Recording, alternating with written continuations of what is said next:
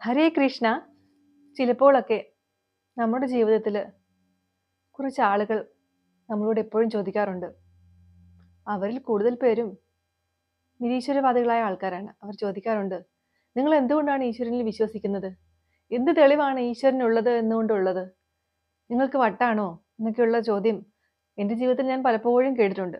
എനിക്കെന്തോ ഭയങ്കര കുഴപ്പമാണ്, എൻ്റെ സുബോധം ശരിയല്ല എന്നൊക്കെയാണ് അവർ പറയുന്നത്, ഞാൻ കേട്ടിട്ടുമുണ്ട്. പക്ഷേ ഈശ്വരനെ അറിയാൻ ഉള്ള എക്സ്പെരിമെൻ്റ് എന്താണ്? എങ്ങനെ നമുക്ക് ഈശ്വരനെ അറിയാൻ പറ്റും?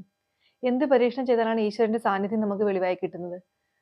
നമ്മൾ ഇന്നത്തെ ആധുനിക ലോകത്തിൽ നമ്മൾ നോക്കിയാൽ എന്ത് കണ്ടുപിടുത്തത്തിൻ്റെ പിന്നിലും ഒരു ശാസ്ത്രജ്ഞൻ്റെ കൈകളുണ്ട്.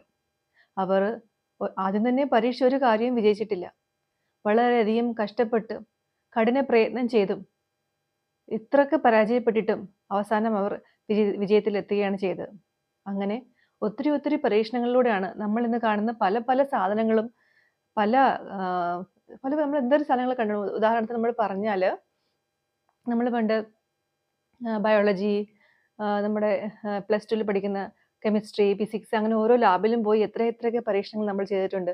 അത് അവരൊക്കെ ചെയ്ത് കണ്ടുപിടിച്ച പരീക്ഷണങ്ങൾ നമ്മൾ സ്വന്തമായിട്ട് കണ്ടുപിടിച്ചപ്പോൾ നമുക്ക് എന്തൊരു സന്തോഷമായിരുന്നു. അതൊക്കെ ഓരോന്നും കെമിസ്ട്രി ലാബിലൊക്കെ ചെയ്യുമ്പോൾ ഓരോ സോൾട്ടൊക്കെ കണ്ടുപിടിച്ച് നമ്മൾ സ്വന്തമായിട്ട് കിട്ടിയല്ലോ എന്നൊക്കെ പറഞ്ഞ് നമുക്ക് സ്വന്തമായിട്ടൊരു സന്തോഷമായിരുന്നു അങ്ങനെ. അപ്പം അങ്ങനെ ഓരോ എക്സ്പെരിമെൻ്റ് കണ്ടുപിടിച്ചതിന് ശേഷമാണ് ഓരോന്നും നമ്മളിവിടെ കാണുന്നത്. പിന്നീട് നമ്മൾ നമ്മുടെ നഗ്നനേത്രങ്ങൾ കൊണ്ട് നോക്കിയാൽ ഈ ആകാശത്തിൽ നമുക്ക് നീലാകാശ മേഘാവൃതമായ ഒരു ആകാശം മാത്രമല്ലാതെ നമ്മൾക്കൊന്നും കാണാൻ സാധിക്കുന്നില്ല.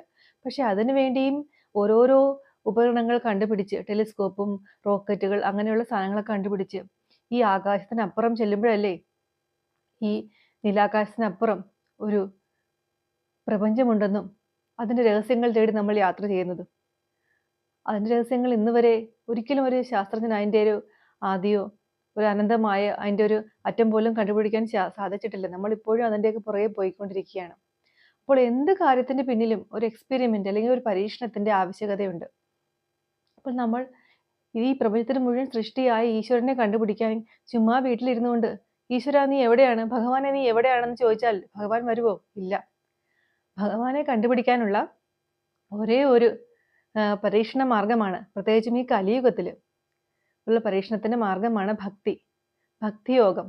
ആ യോഗത്തിനാൽ മാത്രമേ ഉള്ളൂ സാധാരണക്കാരായ മനുഷ്യർക്ക് ഈശ്വര സാന്നിധ്യം വെളിവായി കിട്ടുകയുള്ളൂ. പണ്ട് കാലങ്ങളിൽ നല്ല ഭക്തർക്കൊക്കെ ഭഗവാൻ പ്രത്യക്ഷ രൂപ ദർശനം നൽകിയിരുന്നു. പക്ഷേ കലിയുഗത്തിൽ നമുക്ക് പ്രത്യക്ഷ ദർശനം അങ്ങനെ കിട്ടത്തില്ല. ഇച്ചിരി ബുദ്ധിമുട്ടാണ് കിട്ടാനും. അങ്ങനെയുള്ള നല്ല യോഗികളൊക്കെ ഉണ്ട്, കിട്ടുന്നവരൊക്കെ ഉണ്ട്. പക്ഷേ നമുക്ക് സാധാരണ മനുഷ്യർക്ക് ഭഗവാന്റെ സാന്നിധ്യം നമുക്ക് വെളിവായി കിട്ടുന്നതാണ്. അതിനുവേണ്ടി നമ്മൾ ഭക്തി പ്രാക്ടീസ് ചെയ്യണം. ഭക്തി നമ്മൾ പ്രാക്ടീസ് ചെയ്യുമ്പോഴേ ഉടനെ തന്നെ നമുക്ക് ഭക്തിയിൽ നമ്മൾ വിജയിക്കുന്നു യാതൊരു ഉറപ്പുമില്ല. കാരണം നമ്മുടെ ഭക്തിയിൽ ഭഗവാൻ ആദ്യം ഒത്തിരി പരീക്ഷണങ്ങൾ നമുക്ക് നൽകും. ആ പരീക്ഷണങ്ങളിലെല്ലാം വിജയിച്ചാൽ മാത്രമേ ഉള്ളൂ ആ ഭക്തി യോഗ അങ്ങ് ഉറപ്പിക്കാൻ പറ്റുകയുള്ളൂ. ഭഗവാന്റെ പരീക്ഷണങ്ങൾ നമ്മൾ വിജയിച്ചു എന്നാകുമ്പോൾ നമ്മുടെ ഭക്തി യോഗം ഉറച്ചു എന്ന് വിശ്വസിക്കാൻ. അപ്പോൾ നമ്മുടെ മനസ്സിൻ്റെ ഏതോ ഒരു അറയിൽ ചെളി പിടിച്ച് മൂടിക്കിടന്ന ആ രത്നം തെളിഞ്ഞ് വരുന്നതായിട്ട് നമുക്ക് മനസ്സിലാകും. കാരണം നമ്മുടെ മനസ്സിൻ്റെ മലിനതകൾ കാരണം ആ രത്നം, ഭഗവാനാകുന്ന രത്നം മൂടി ചെളിയിൽ പൊളിഞ്ഞ് കിടക്കുകയായിരുന്നു. നമ്മുടെ ആ മലിനതയ്ക്ക് മാറ്റി കഴിയുമ്പോൾ ഭഗവാൻ തെളിഞ്ഞ് വരികയും നമ്മൾ മനസ്സോട് തന്നെ സംസാരിക്കുമ്പോൾ ഒരു ശബ്ദം നമുക്ക് കേൾക്കാൻ സാധിക്കും. ആ ശബ്ദം ഭഗവാന്റേതാണ് നമ്മോട് സംസാരിക്കുന്നത്. കാരണം ഇത്രയും നാളും ഞാനൊരു ഇൻട്രോവേർട്ടുള്ള ആളാണ്. അപ്പോൾ കൂടുതൽ ഞാൻ എന്നോട് തന്നെയാണ് സംസാരിച്ചുകൊണ്ടിരുന്നത്. അപ്പോൾ എനിക്ക് എന്നെ തന്നെയാണ് എപ്പോഴും റിപ്ലൈ കിട്ടിക്കൊണ്ടിരുന്നത്. ഞാൻ തന്നെ പറയും, ഞാൻ തന്നെ റിപ്ലൈ തരും.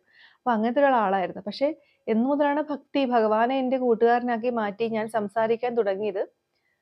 അതിനുശേഷം ഞാൻ എൻ്റെ കൃഷ്ണ എനിക്കൊരു കാര്യം ചോദിക്കാനുണ്ടല്ലോ എന്നൊക്കെ ചോദിക്കുമ്പോൾ അകത്തുനിന്ന് റിപ്ലൈ വരുന്നത് എന്താ ചോദിച്ചോളൂ. കാരണം അതും ഒരു മെയിൽ വേർഷൻ തന്നെയുള്ള ഭഗവാന്റെ സൗണ്ട് പോലെ തന്നെയാണ് എനിക്കത് അനുഭവപ്പെടുന്നത്. കാരണം ഞാൻ പണ്ട് സംസാരിച്ചുകൊണ്ടിരുന്നത് എൻ്റെ സൗണ്ട് തന്നെയാണ് എനിക്ക് തിരിച്ചു കേട്ടുകൊണ്ടിരുന്നത്. അതും കണ്ട ചോദ്യങ്ങളും ആൻസറുകളും അങ്ങനെയൊക്കെയായിരുന്നു പണ്ടത്തെ കാലത്ത്. പക്ഷേ എന്ന് തൊട്ട് എൻ്റെ ഭഗവാനെ എൻ്റെ കൂട്ടത്തിൽ കൂട്ടിയോ ഞാൻ ചോദിക്കുന്നതിനൊക്കെ എനിക്ക് റിപ്ലൈ തരുന്നത് എൻ്റെ ഭഗവാൻ തന്നെയാണ്.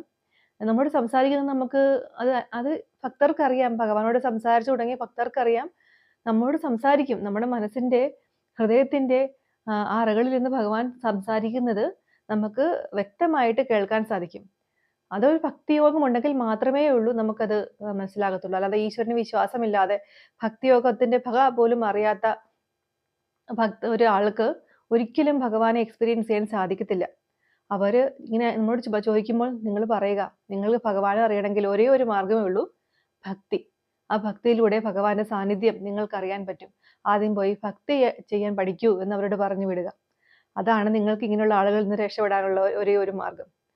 അപ്പോൾ എല്ലാവർക്കും ഭക്തിയോഗം കൊണ്ട് ഭഗവാനെ പരീക്ഷിക്കാൻ സാധിക്കട്ടെ, ഭഗവാന്റെ സാന്നിധ്യം മനസ്സിലാക്കാൻ സാധിക്കട്ടെ എന്ന് പ്രാർത്ഥിച്ചുകൊണ്ട് നിർത്തുന്നു. ഹരേ കൃഷ്ണ.